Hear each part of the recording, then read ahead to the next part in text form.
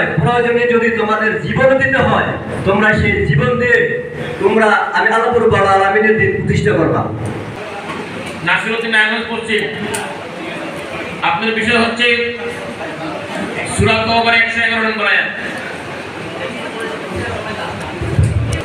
আসসালামু আলাইকুম ওয়া রাহমাতুল্লাহি ওয়া বারাকাতুহু। ওয়া আলাইকুম আসসালাম। ইন্নাল হামদুলিল্লাহ ওয়াস সালাতু ওয়াস সালামু আলা সাইয়্যিদিনা মুহাম্মদ রাসূলুল্লাহ সাল্লাল্লাহু আলাইহি ওয়াসাল্লাম। আজকের আয়োজিত বাংলাদেশ জামাত ইসলামী নারায়ণগঞ্জ মহানগরী কর্তৃক দিনব্যাপী কর্মীদের শিক্ষা শিবিরের আমার সামনে উপস্থিত আছেন বিভিন্ন থানা থেকে আগত কর্মী ভাইরা।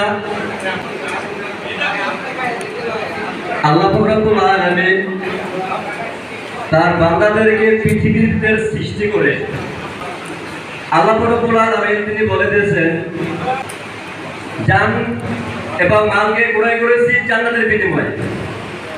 অর্থাৎ তোমরা পৃথিবীতে আছো, এই পৃথিবীতে আমি আল্লাহর বিধান প্রতিষ্ঠা করার জন্য যেখানে যে অবস্থায় তোমাদের অর্জিত সম্পদ ব্যয় করতে হবে, এবং সম্পদের শুধু ব্যয় করে নয়, প্রয়োজনে যদি তোমাদের জীবন দিতে হয় তোমরা সেই জীবন দিয়ে তোমরা আমি আল্লাহ রাব্বুল আলামিনের দিন প্রতিষ্ঠা করবা।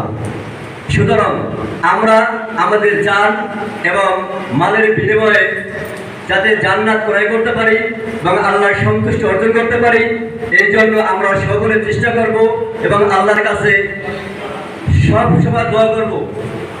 এই কথা রেখে আমি আমার সংক্ষিপ্ত আলোচনা শেষ করছি। আমার তাওফিক ইল্লা বিল্লাহ।